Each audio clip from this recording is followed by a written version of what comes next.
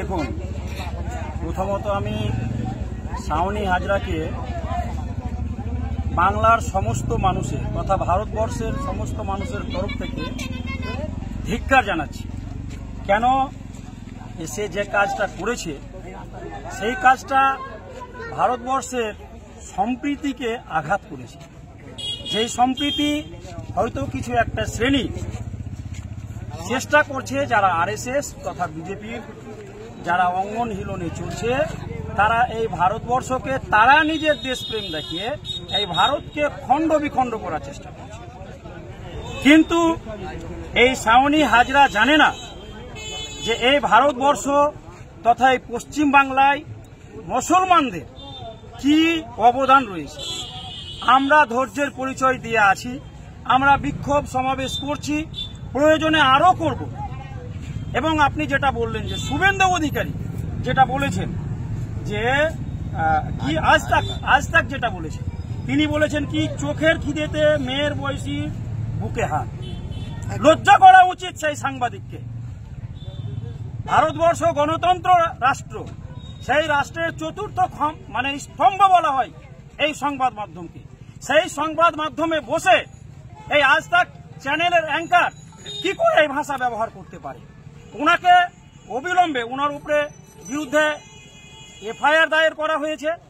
আমি চাইব এই রাজ্যে যারা প্রশাসনিক দপ্তরে বসে আছেন, এই সরকারের কাছে আমরা আবেদন করছি এই বিক্ষোভ সমাবেশের মাধ্যম থেকে যে এই আজ তাক চ্যানেলের অ্যাঙ্কারের যেন তদন্ত করে তার সাংবাদিকতার নামে যে একটা প্রহসন রচাচ্ছে, দাঙ্গার চেষ্টা করছে, সেটাকে অবিলম্বে বন্ধ করা হোক।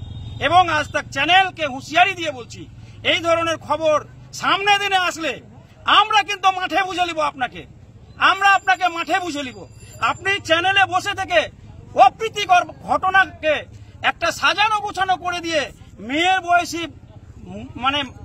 বয়সী বুকে হাত দিয়েছে, সেটা আপনি না জেনে আরএসএস এর কথা মতো শিখিয়ে দেওয়া কথা, অর্থাৎ শুভেন্দুর কথা মতো আপনি চ্যানেলে বসে বলে দিবেন, আর বাংলার সর্বসাধারণ আপনার কথা বসে বসে শুনবে, এটা কখনো হতে পারে না। তার জন্য এই চ্যানেলকে বারবার আমরা বলছি, এর আগেও এবিপি আনন্দ মাদ্রাসার নামে অনেক কিছু বলেছে। আমরা কিন্তু ধৈর্যের পরিচয় দিচ্ছি। আমরা সেই জাত যেই জাত ক্ষমা করতে জানে। এখন পর্যন্ত আপনারাকে আমরা ক্ষমার নজরে দেখছি। এমন কিছু করিয়েন না যেটা আমরাকে চিন্তা ভাবনা করতে হয়। আপনি ভাববেন কোথাও যদি আগুন লাগে তাহলে কেউ যদি পুড়ে কেউ ঝলসাবে, এটা কিন্তু মাথায় রাখবেন। এবং বাকি থাকলো শুভেন্দু বাবু এ তো একটা ষাঁড় বললেই চলে, একে গরু মাতা বলে ও নিজেই গরু হয়ে গেছে। কাজে এই শুভেন্দুকেও বলছি যে আপনাকে প্রয়োজন হলে আপনার গৃহবন্দী করে রাখবো। মুসলমানদের ক্ষমতা দেখবেন আপনি, মুসলমানেরা কি করতে পারে দেখবেন আপনি। আপনি একজন বিরোধী দলনেতা হয়ে আপনার এলাকায় যাচ্ছেন, বলছেন হিন্দুরা ভালো আছেন। আপনি সবই হিন্দুরা ভালো আছেন। আমরা কি? আমরা দেশের নাগরিক নয়? আমরা বাংলার নাগরিক নয়? আমরা সমস্ত কিছু দেখছি এবং অনুভব করছি। এমন কিছু করিয়েন না। আমরা এখন পর্যন্ত আমাদের জাতিকে বুঝাতে সক্ষম রেখেছি যে দেশের এই সংকটময় সময়ে আমাদের ধৈর্যের পরিচয় দিতে হচ্ছে। আপনারা ধৈর্যের পরিচয় দেন। একদিন আমাদের সেই সব আসবে যেই দিন আমরা হিন্দু, মুসলিম, জৈন, খ্রিস্টান সবাই মিলে গলাগলি করে এই দেশকে স্বাধীন করেছিলাম। আমরা এই দ্বিতীয় ইংরেজের জারজ সন্তানের কাছ থেকে আমরাও এবারকার এই আমাদের দেশকে আবার নতুন করে স্বাধীন করব। তাই আমরা এই আপনাদের মাধ্যমে, আপনাদের চ্যানেলের মাধ্যমে বলছি যে আমরা কোনো সময় আইনকে হাতে তুলে নিব না। আমাদের পথ থাকবে আন্দোলন, এবং এই আন্দোলনের পথেই শুভেন্দুর মতো ষাঁড় গরুকে সাহিস্তা করে দিব।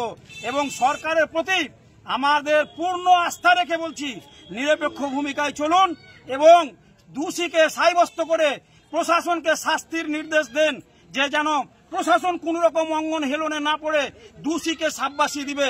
যেমন এর আগে নিমতিতায় ঘটনা ঘটেছে, প্রশাসন কার ইঙ্গিতে করেছে জানি না, সেখানে কিন্তু আমরা খুশি নই যে একজন দুষ্কৃতী যারা রেলকে স্তব্ধ করে দিতে যায়, যাত্রীরা মারা যেত, সেই রকম দুষ্কৃতীকে নির্বিঘ্নে ছেড়ে দেওয়া হলো। এটা আমরা খুশি নই। অথচ সরকারকে আমরা আবেদন করব, আপনাকে আমরা অধিকার নিয়ে বলছি, বিনয়ী নয়, অধিকার নিয়ে বলছি দেশে নিরাপত্তা রাখুন, রাজ্যে নিরাপত্তা রাখুন, জেলাতে নিরাপত্তা রাখুন, শহরে নিরাপত্তা রাখুন, পঞ্চায়েতে নিরাপত্তা রাখুন, ব্লকে নিরাপত্তা রাখুন, পৌরসভায় নিরাপত্তা রাখুন। এটা আপনার দায়িত্ব। ধন্যবাদ। আপনার নাম? মোহাম্মদ জিয়াউল হক। ধন্যবাদ।